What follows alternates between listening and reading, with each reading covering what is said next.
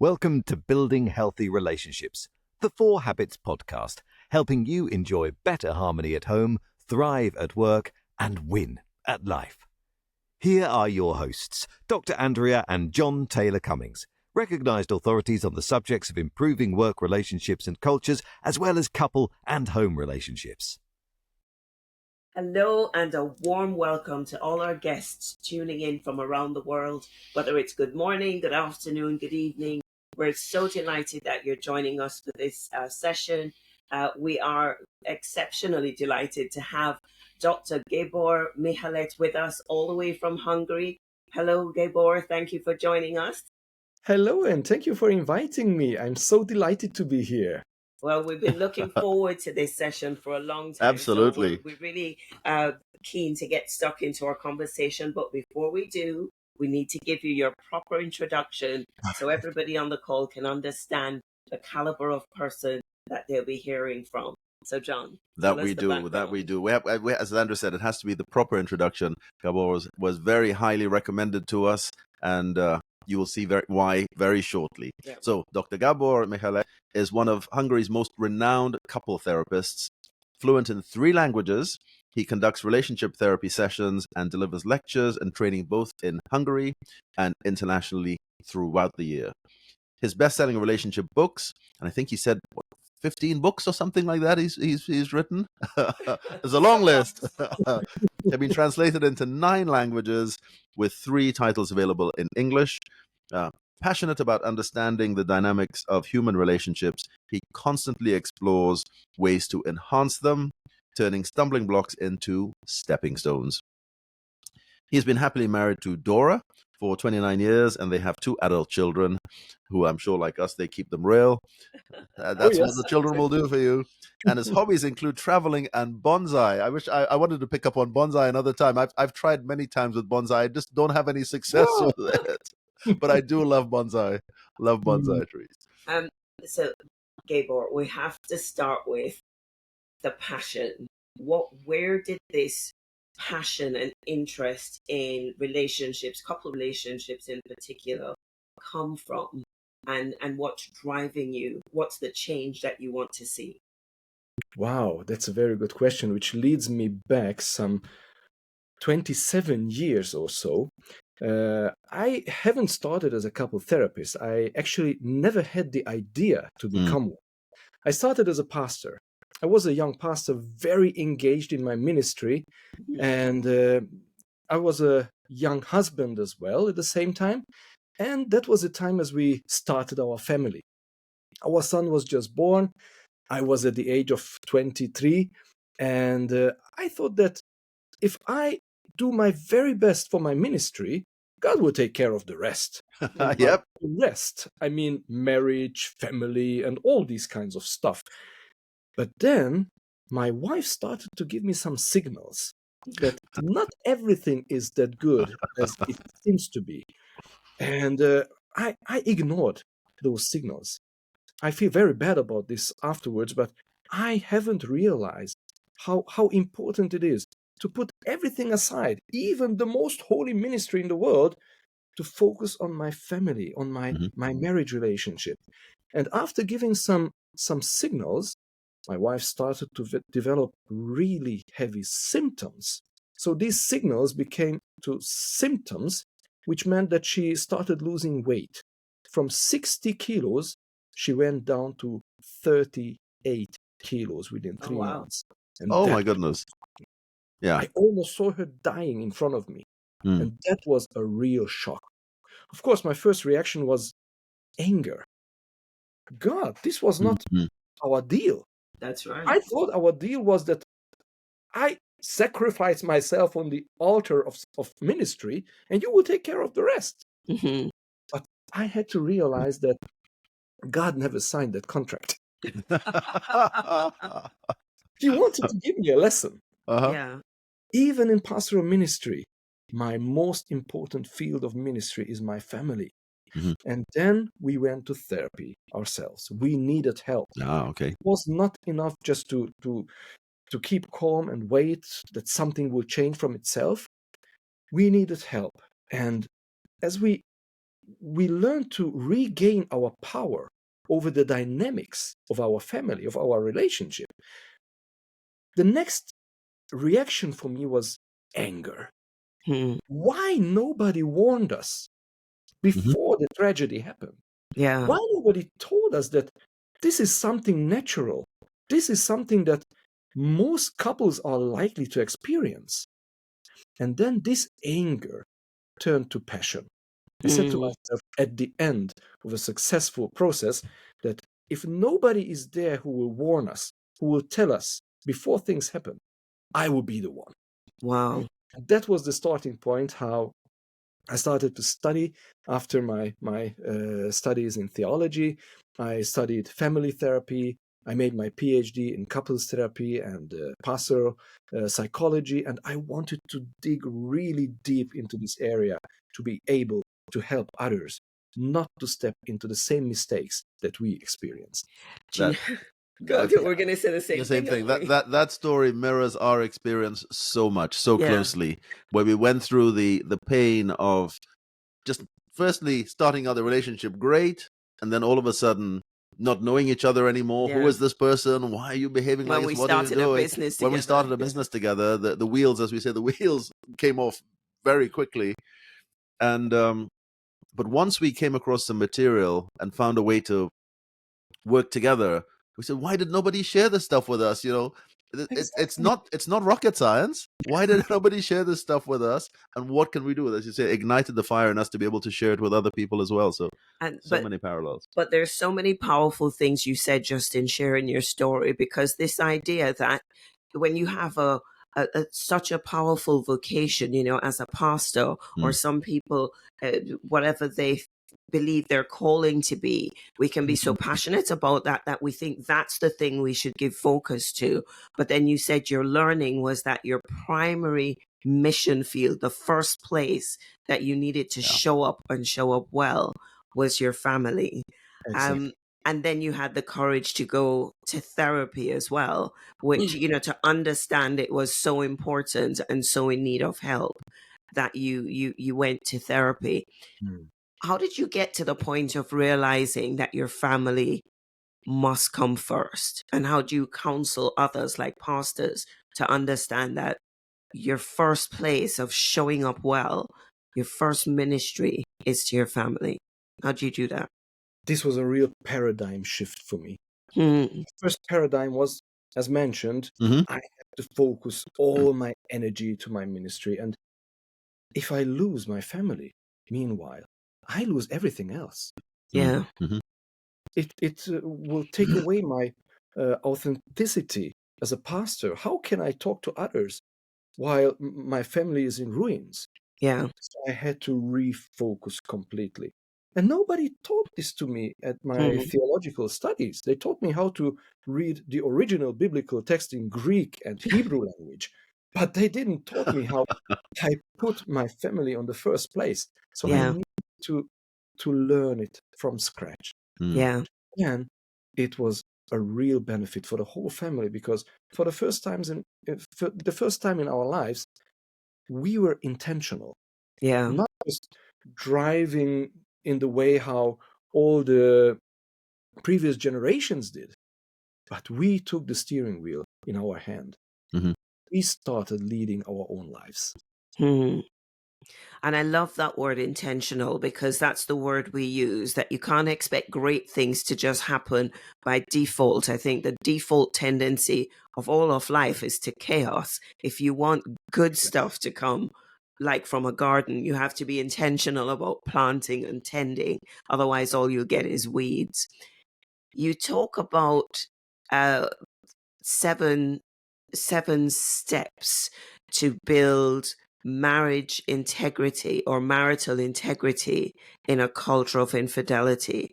And the first step you talk about is defining who you are, or defining the relationship. And I'd love to pick up on that point, to talk about that a bit, because we're in a world where some people are choosing to get married, but some people are intentionally choosing not to be married and going in a couple relationship, but not necessarily having the definition of who they are, and then that leads to problems. So help us understand that some more. What do you mean about define your relationship?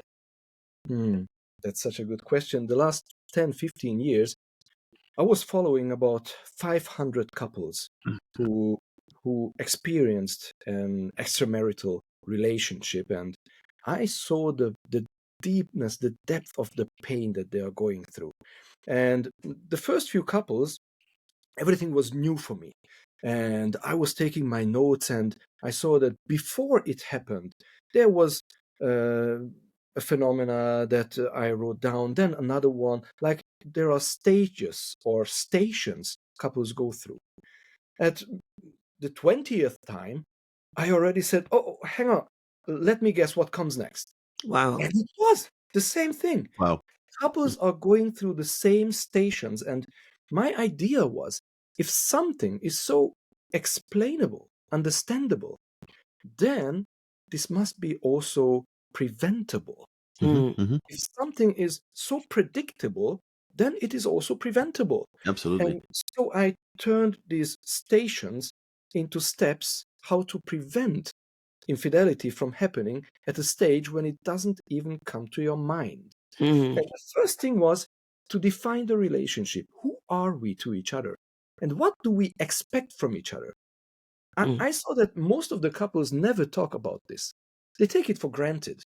Yeah. We are in this relationship, and probably it means for the other just the same as it means for me, without having talked about it, not even once. There was that very kind couple. They were at the beginning of their 40s, and I had such a mixed feeling as I was talking to them. In one of the sentences, they were like a very committed couple, very strongly committed to each other, like they are for 30 years together at least. And in the other sentence, I had the impression that they just met now on the street and they came for a couple therapy, a first date. And I expressed my mixed feeling, and I said to them, can you describe to me, who are you to each other? What is the definition of your relationship? And the reaction was very strange. She looked at him like she was telling with her eyes, you brought me here, do something, tell something. He looked back at her with the eyes like, it's a relationship thing. That's for women. Say you something, save me out of the situation. So they were ping-ponging with each other with their eyes. And after a minute or so, he started clearing his throat like, how should I put it in words? We live in a kind of undefined relationship. And I think at that point, this was the very best definition he could give. They were together for years, but they never expressed what are the rules of the game they are playing with each other. Yeah. And not even if we are a married couple, it is self-explanatory that we understand the same thing. There are married couples who think that it is completely okay to be married and once in a while date another person. Because everybody needs some fresh air, some new insights into life. Is that what they're calling it? As I don't end up in the bed of the other, that's okay. Many think. But the other part never signed that contract. Yeah. And they make decisions which the other had no influence on. And this is simply not fair. Yeah. I mean, that is a big part of what we talk about in, the 4 habits that we share about of all successful relationships. That's a big part of habit number 3, which is ask, don't assume. Because the challenge so many of us have is, well, it's fine by me. I assume it's fine by you. Let's just carry on that basis. But unless you've had that conversation about some of these deep-seated values that you hold, expectations that you carry, the other person doesn't necessarily, as you said, they haven't signed that contract. Exactly. Why are you assuming that they will do that? There's just so much in there. So of those steps, and as you say, you've seen them play out over the 7 years, not over 7 years, over the 7 steps people go through those Yes. stages. It's really interesting to see that, and to hear you unpack a bit more of those. So what comes next after they've defined the relationship? What would be the second thing that you look out for? Yes. I described all this in my book, No More Games. And there are some other steps that we can do in order to make our relationship as much as possible affair proof. For example, to not put the past aside, but put it on its right place. Mm-hmm. We all carry our backpacks. That's common sense. Everybody knows about it. But what does it mean when it comes to love affairs? What was the experience of the previous generations? Maybe if I look at my family tree, there is something that comes back over and over again as a problem-solving mechanism. And without ever thinking about it, it will be my automatic reaction as well when things get tough. Mm-hmm. I was talking to that couple. They never realized that his automatic coping mechanism was to look around to get some support from other women. And where does it come from? And the first time in his life, he could realize that that was the same thing in his father's marriage. Wow. Mm-hmm. And he could recall the memories as a teenager, how he was comforting his crying mom because his father is at the moment dating some other women, and he's involved in something because of a financial crisis the family get into. But then he started asking the other relatives how it was in the even previous generation. It came out the grandfather Same thing. did the same thing. His father did the same thing. So we all have our past without taking it into the intentional level, as you highlighted very well, Andrea. And we need to be intentional on that. If this is a sensitive area in my life, then I have to take measures against it. I have to protect the boundaries of our relationship. And this is a next step. There are boundaries that need to be protected. They will not protect themselves. Mm-hmm. We have to do something. And this leads me to a discovery at a very young, very early stage of our relationship with my wife, of our marriage. We were married for 2 months, and I had this strange feeling that there are so many things in my wallet. I have to clean my wallet. There were some bills from groceries and every stuff that I don't need to carry there. And I have put everything out on the table to decide what should I put back, what should I leave out. And out of a hidden compartment of my wallet, a condom appeared. A condom I have put in years earlier, before I met my wife even, just for the case. Mm-hmm. I never know. Yeah. Just And in I case. was there, married for 2 months, holding the condom in my hand and having the dilemma in my mind. What should I do with it? Should I put it back in my wallet just for the case? You can never know. And be prepared. Be prepared. Or should I throw it out? Yeah. I think my commitment to my wife and to my marriage didn't happen on the day of my wedding. It happened on that Wednesday afternoon. Wow. When I made the decision, I have to take responsibility for myself. If I put it back into my wallet, I will always leave the door open. You can never know what happens. Be prepared. But I am in charge. It's my decision. Unless somebody comes and rapes me, which is not hopefully a thing that will happen. But it's my decision and I have to take responsibility. There is a limit that I will not cross. There is a boundary I have to protect. And a very similar boundary that I discovered among those couples who experienced an affair is the car of the husband. Oh, really? Do Really, tell. it's so interesting for me. In nearly all of the stories I have witnessed, the car of the husband played a role. Because this is kind of an intimate sphere that belongs to the man. And if he invites another woman there, that's his territory. Right. And just by entering into this territory, many women show kind of an openness. Hmm. I am open to whatever happens here. Hmm. And there are lots of men who misuse this openness. Hmm. So, at least for my culture where I live, here in the middle of Europe in Hungary, I formulated to myself the most erotic body part of a man is his car. No wonder lots of money gets spent on buying the most Oh, impressive car. Well, I was going to be naughty and take it to the next level. Is it the whole car or is it the gear stick? But no, maybe we don't need to go into that. let's not get into such details.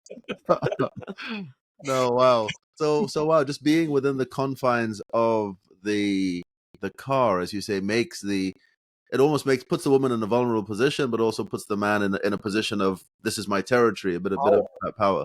Yeah. Wow. So much to unpack in this, and so much wisdom. And that word intentional keeps coming up again and again. Be intentional about what you mean in this relationship, how the commitment that you are making, especially around loyalty, and also be intentional about protecting the boundaries, because they'll always be tested or threatened in one way or another. How are you going to protect those boundaries? That's so good. Yeah, and I know, and I know the more recent work that you've done, and I'm keen to come on to that, really has been around those testing of boundaries, testing of relationships in general through the challenges that we've had over the past few years now with the pandemic, the COVID pandemic. And I know you did a lot of work looking at relationships going through that. Tell us, what are some of the findings that you had coming out of that? Well, this was such an interesting journey for me individually as well. I don't know how you experienced the whole time of the pandemic. For me, it was a real shock. I had my schedule full of appointments for couples therapy. And of course, I love to do couples therapy in person. Firstly, not online. I had my schedule full of presentations, trainings, and everything was canceled from one day to the other. And I was sitting there, okay, what should I do now with all this free time? And my whole thinking went just in circles. So it's a crisis. What to do now? What to do now? I want to contribute somehow to the resolution of this whole crisis. And I don't know anything about viruses, about medication. So I will not be the one probably who will find a cure against the virus. But I know something about relationships. So I started an everyday live video on my Facebook channel to give some help for those couples who got trapped in their own homes, to survive it somehow and not to kill each other. And I started every single evening a half an hour program called Couple Minutes, and it turned out that it went consecutively for 150 evenings. Oh, Wow. wow. Okay. It was such a huge work, but this was my way of protecting myself, searching about the same ideas. And of course, couples started to respond. And I heard so many different ways to cope with that new challenge. Some couples said to me, this is the very best thing that could happen to us. We are at home. We don't have to go to work, but our salary still comes to our bank account. We are surrounded with the people we love. It's the best thing that could happen. It's like vacation at home. I wish it would last for 3 years at least. And then there was another group of couples, there were more, who said, one more day. I don't know what I do, but I kill my spouse or myself. I can't take it any longer. I thought it was a romantic thing to be closed in with my spouse 24/7, but everything goes on my nerves and I can't take it anymore. Hmm. And I started asking questions. What makes the difference between these two groups? And I Absolutely. asked my international colleagues from the States, from the UK, from Germany, is it the same in your field as well? Do you have the same observation? Yes, they said, it's the same thing. And I asked some researchers, what would they ask to see the difference? I was able to ask Sue Johnson or David Olson from Prepare and Rich, and they helped us so much to develop a questionnaire. And I asked my followers on my Facebook channel to fill out that questionnaire to be able to see the details, what they experience in their everyday lives. And nearly 1,300 people responded. So we had Amazing. more than 100,000 data to evaluate. Wow. And we statistically evaluated all these findings, and 7 factors came out, which mostly contribute to the difference between these two groups, the growing group, who is able to grow even under these extreme circumstances, and the declining group. For example, one was they were able to share their emotions with each other, Hmm. those who were able to grow. And this makes such a big difference. And since that, I test my finding with the couples whom I'm working with on online in couple therapy. And I take my ruler from time to time, and I start measuring the distance between the two heads that I Oh, see on. really? It's so interesting. When they are sharing their thoughts with each other, when they speak by head, then I see differences like 25 centimeters, 28 or 30 centimeters. Oops, I lost one of them. Then they came back to the screen and I take notes. I have over 300 notes by now. Then I ask them to switch the perspective and to speak by heart, to share their emotions with each other. What do they feel? I still hold my ruler in front of the monitor, of course, because the camera is above the ruler. They don't see what I'm doing. So I hold my ruler here and I'm taking notes, and something amazing happens. The distance between them starts decreasing. They come closer and closer and closer. 18, 15, 10 centimeters, 5 centimeters, and at once I hear, Oh. and over again. Sometimes they got stick to each other, literally, and they push each other's faces, and I can barely hear what they are saying because they push each other's mouth. It's amazing. Sharing emotions bring us closer to each other.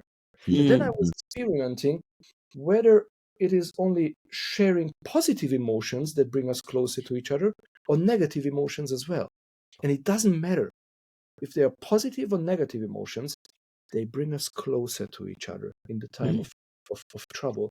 Because if I open up myself and I share my anxiety, my desperation, my fear, my sadness, it activates something in my spouse.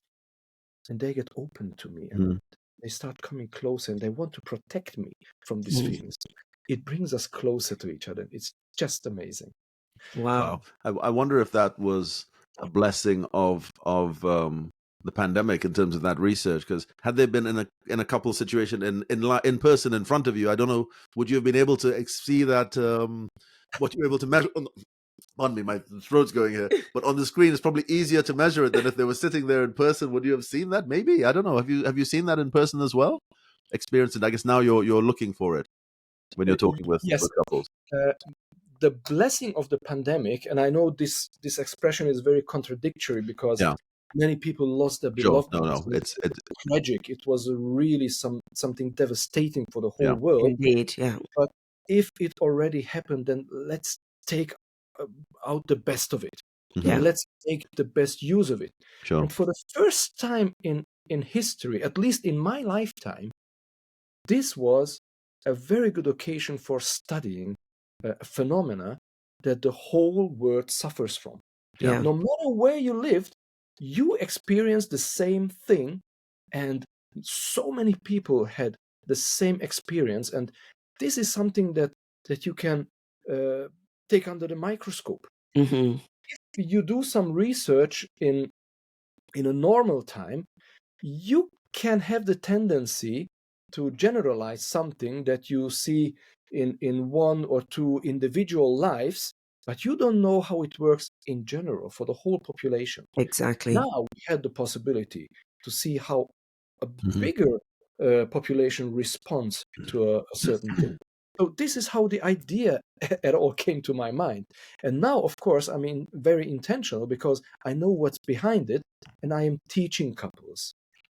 When they are troubled, then let's open up. Let's share what you experience on the emotional level, not only on your cognitive level. And it brings them closer to each other. And doing couples therapy online makes it so much easier to have this little put it in Yeah. front of the screen and just to take the notes and to see if it works with 80 couples out of 100. That's already Yeah. something that you can grasp Absolutely. statistically. Yeah, and what you said about being able to understand the essence of what makes a difference to couples, not just in Hungary, but around the world, is so vital, because we can talk about the key principles or the fundamentals that will make a difference for everybody. So you mentioned being able to share emotions as one of the things that really builds resilience with couples. Positive or negative. Positive or negative, just opening up about where you are emotionally. What else? Of course, we're going to promote the book, but we want to hear the 7. So what else? Yes. The second thing I discovered was the way how they deal with their conflicts, with their disagreements. And the key point was whether or not they are able to remain calm. If they are able to keep their pulse below 100 beats per minute, then there is a very good probability that the quarrel will end up with a hug and not with, I don't want to see you for the next 2 days.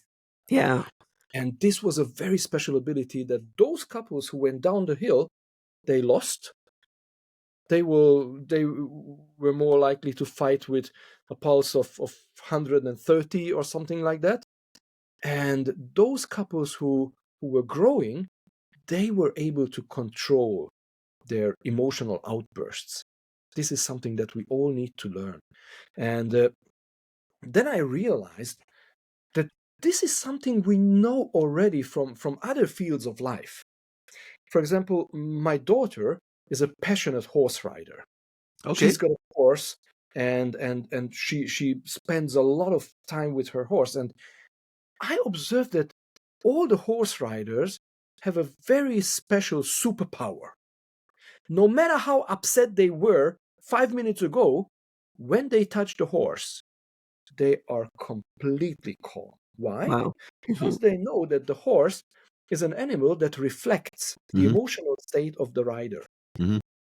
If I am upset and nervous, the horse will kick me probably or throw me down. Yeah.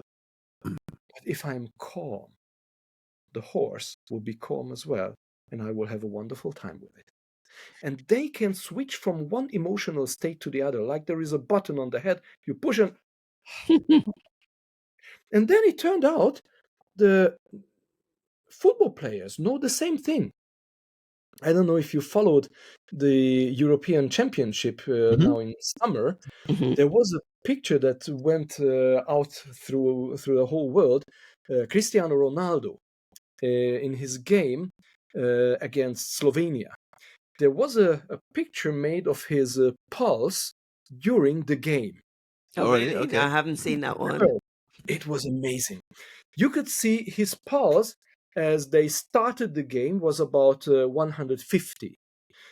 As they ended the match and they won, it was about 170 as they celebrated victory. In the moment he shot the penalty, his pulse was 70. No. In the most critical moment, he Wow. went to 70. So this proves that we are able to control our emotional state if we are intentional about it. Mm. Indeed. Indeed. This is a skill that we can learn. Wow. And I'm just thinking even of the benefits of monitoring. So I'm getting to that age and stage in life where I need to be checking on my health and looking at things like that, and my pulse rate and heart rate and blood pressure and all these things. But actually, I was doing some checks recently, and I had one of these stress tests here on the treadmill, just to understand what the maximum heart rate is and how they. I mean, if they recommend you stay at 80%, or even if you get to 100%, you know what that is. And I'm investigating now, getting a watch or some kind of monitor where I can keep an eye on it.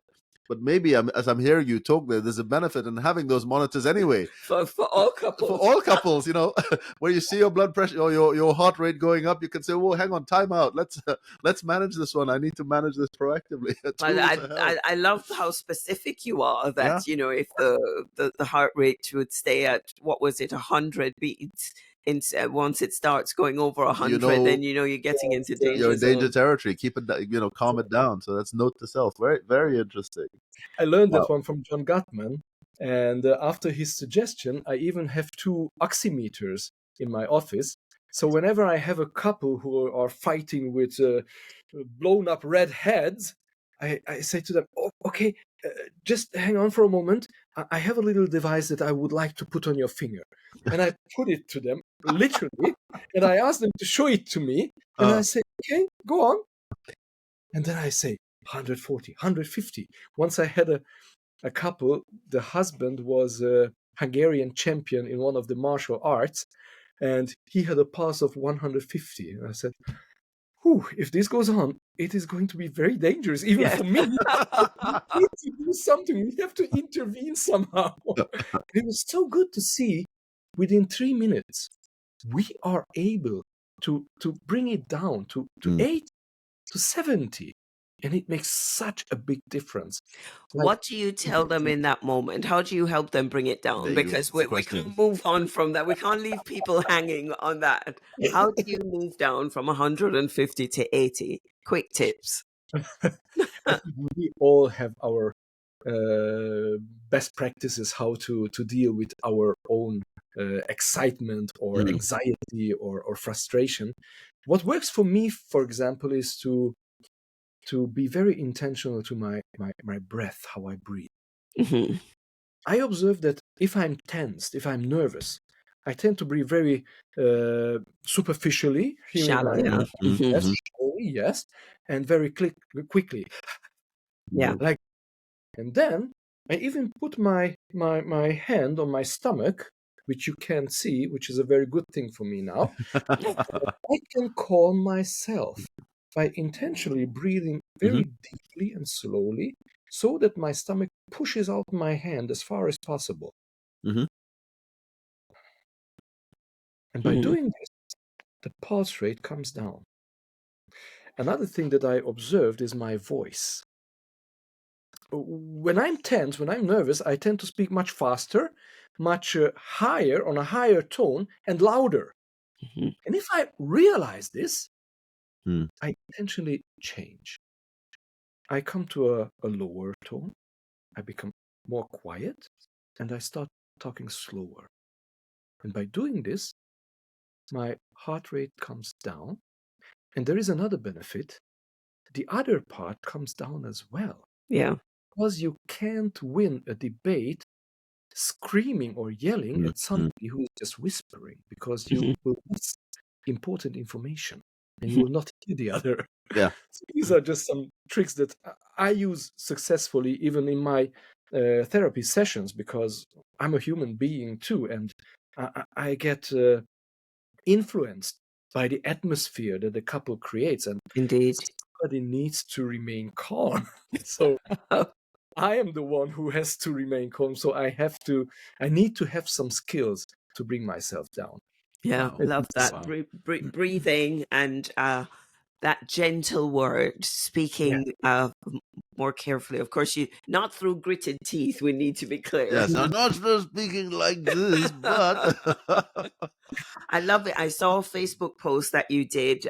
Part of it said, lean into kindness, not harshness, because nobody ever got in trouble being kind, but you can do a lot of damage being harsh. And I thought, wow, what a powerful, just a powerful reminder of the power of kindness, just being intentional about being kind. Yeah. You can't go wrong with that. Yeah. So that's we've only gotten on to the second thing that you've observed. Without a doubt, we'll be telling everybody, get those 2 books. Do you want to hold them up while we talk about it? So Stormproof Love is the book on the research findings on couple resilience. Could you just talk us through? I know you won't have time to explain them, but could you talk us through the other 5? I'm very glad to do that, yes. The third thing was intimate bonding. If we are stressed and troubled, we tend to go more apart from each other. But meanwhile, it is so important to have this assurance that we are still okay with each other. We still love it. We still love each other. Although I need some more space right now because I need to cope with it, but I need to be assured that you are on my side. So intimate bonding. It can be a hug. It can be a kiss. It can be just in words. Maybe we are physically separated from each other, but we call each other on a video call and we look into each other's eyes. Just looking 2 minutes in each other's eyes activates the hormones of bonding. Oh, really? Yes. Oxytocin for women, vasopressin for men. And it stimulates the part of the brain which is responsible for bonding. And we need that not to feel completely alone in this very scary world right now. Yeah. The fourth thing was about finances. I grew up in a culture that wanted to convince me that money doesn't make you happy. And I was not critical with that thought. I heard it so many times, so I learned it. No matter how much money you have, you will never be happy from that. And I will not claim the opposite of it. Money will not make you happy, but you need some amount of money in order to be happy. Yeah. This came out in our research that those couples who had savings, they were much calmer in the times of crisis. They could use this free time now to play board games with each other, to make some new dishes that they never tried. They were open to experiment.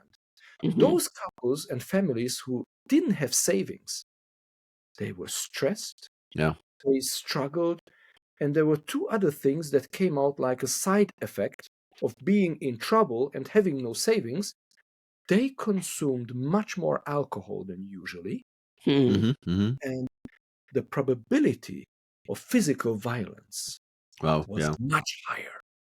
So having savings for at least 3 months of operating the family on the same level as it used to be, very crucial. Some kind of cushion. Exactly, yes. Then the fifth thing was a new discovery for me, which I haven't read in the previous researches about resilience. It was cleanliness and tidiness. Okay. I had a very strange experience. There was a very kind couple whom I met once in person in my office, and then I met them again online in their home, and I am not so good with names, but I'm very good with faces. But I couldn't recognize them. I was looking at my screen. I was looking at my notes that I have taken the last time. The story was the same. The names were the same. The amount and the names of the children were the same, but the faces were not the same faces like I saw last time. And I was so confused. I didn't know what is happening here. And after a while, the husband was laughing about something. And last time, as we met in person, I realized that every time he laughs, there is a micro movement on the right side of his face, which is like this. And he had that micro movement again. And I said, wait a minute. It's the same couple, but something happened. Yes, he was always so shaved, well-groomed, very elegant. Now he sat there in these undershirts, Mhm. and he had a 5-day beard, and the wife was like this, and that's why I couldn't recognize them. Last time we made some achievements, but now they say everything goes wrong. Everything in the wrong direction, and they feel very bad. And something clicked in my mind. Maybe there is a connection between how they look like, Mhm. how they feel. Hmm. I wanted to put this to the test, and I included questions into my questionnaire like this. During lockdown, I took a shower every day. Hmm. And imagine, they said yes, they said no. Hmm. During the lockdown, I brushed my teeth. Oh my goodness! I hope so. Yeah. Yes, Yes. No. no. Exactly. Oh. Wow. I clean my desk. I clean my house. Yes, Mhm. no.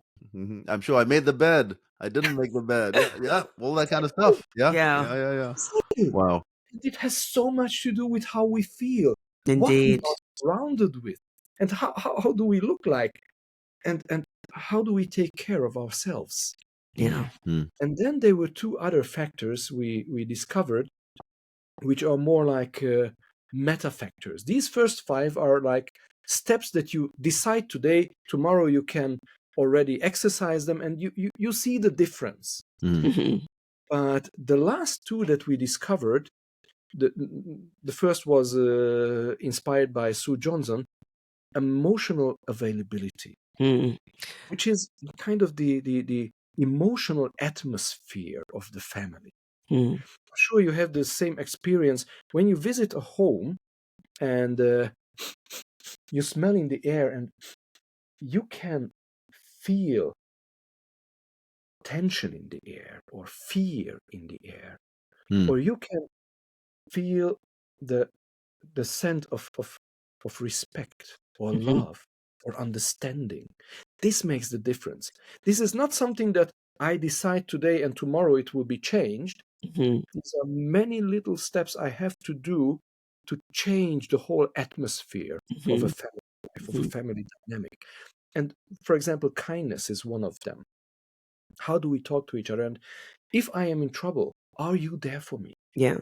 Can I reach out for you? And can I count on you that my emotions will touch you and Mm. you respond to that somehow in Hmm. a positive way? And number 6 was I was really struggling with how to call this, because we discovered something very spiritual here. But I know that not all of my audience, of not all of my readers are Mhm. people of faith. And if I would just formulate, well, faith is a key factor, then those who are believers, they would say, I knew. Now I see it in numbers as well. Well done. Uh, And I will lose all the others. Mm. But I call it rather the hope factor. Mhm. Hmm. Not all of us are religious, but we all need hope. Indeed. Yeah. Yeah. And we discovered that those couples and families who have some kind of hope that looks beyond the limits, beyond the closed doors or the walls, they are better off than all the others. And this factor has an impact on all the previous 6. Those who have hope, they are more likely to open up emotionally toward each other. They are more likely to keep calm, even under extreme circumstances. They are more likely to bond with each other. They are more likely to be intentional with their finances. They are more likely to keep cleanliness and order around themselves And shower every day. and shower every day. Okay. Exactly. Absolutely. And so is the hope factor. So number 7 is the hope factor. Is that hope in the relationship or hope in life? Of a future we'll Good get out question. of this. What's the hope that they have? As a person of faith, I will define my hope in God, but not everybody is so specific in that. Mhm. But something or somebody who is behind the closed doors, Right. Bigger than you. bigger than you, exactly. Let me name just one example. My father, he is struggling with cancer for 5 years now, Mm. and he had 4 very serious surgeries, and I was there with him before he was taken into the surgery room, and I was really desperate. I was not ready to lose him yet. And Mm. he saw the fear on my face. And we were holding each other's hands, and he said to me, "Son, I see that you are afraid, but don't be afraid. I can only win." I said to him, "You Hmm. need to explain this for me. What do you mean by that? I can only win. Are you aware of what is happening with you right now?" And he said, "Yes, I am. They will bring me into that room there. I will have the surgery. They will remove everything that doesn't belong there, and I will win."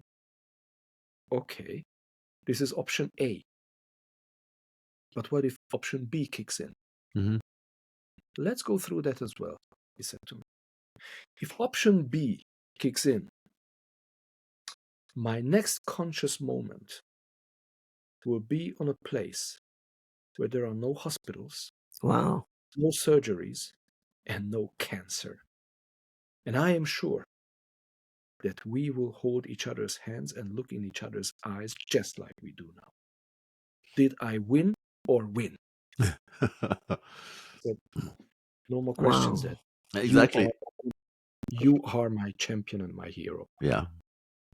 When you What put it what like a that. what a powerful moment to put all of life into perspective. Yes, this is hope. Yeah. This When is you have hope. something or somebody to hold on, even in the most desperate moment of your life. Mm. This is hope. This is hope. Gabor, as I thought, there is so much that we could continue talking about, but we're conscious that we've captivated your time. We've stolen you away from all the good things that you're doing for almost an hour now. Thank you so much for just pouring your heart and your passion into the conversation with us. And we can only salute you and say, keep doing an amazing work. What an inspiring conversation. Yeah, Thank you. really loved it. As you go, Gabor, just is there one final thought that you'd like to leave with the audience as you go, and also how can they find out more Yeah. about you and get some of the resources that we've spoken about? Yes.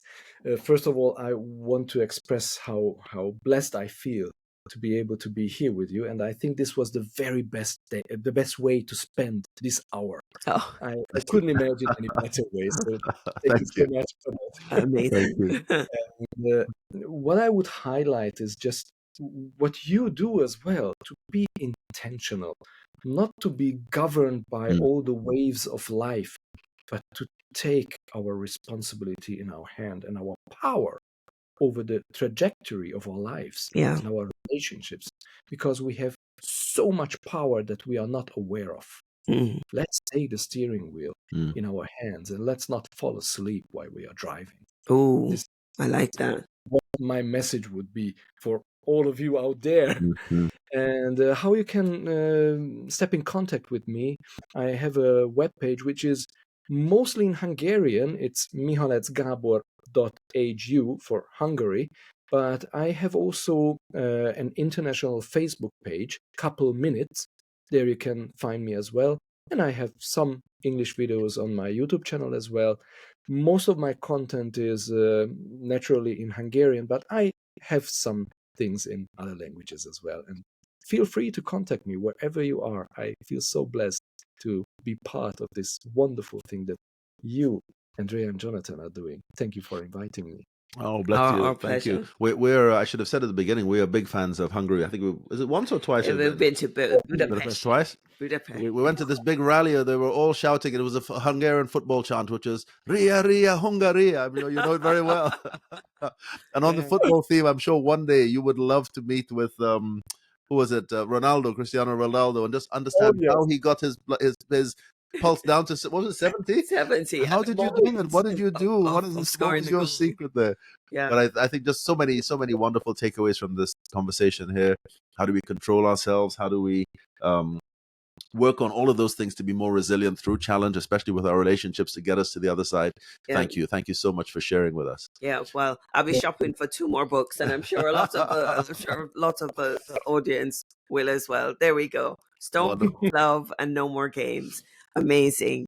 As we go, we should say goodbye to our audience, and thank you also for tuning in yet again for another fascinating episode. I think we're up to 52. into the 52, 53, something like that. Just completed a year of the podcast every week. Loving having some really interesting guests come on and just share some insights. So keep joining in, keep tuning in, and we'll see you all next time. Great.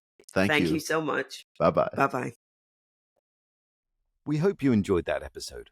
And if you did, and you want to hear more, the best thing to do is subscribe. Then you'll never miss an episode. There's a new one every Friday. You can stay connected with us on social media at The 4 Habits for updates, behind-the-scenes content, and to participate in discussions related to the show. We always love to hear from you. And of course, if you've enjoyed this podcast, please leave us a review on your preferred platform to allow us to reach more listeners and help people around the globe radically transform the way they do relationships, so they too can enjoy better harmony at home, thrive at work, and win at life.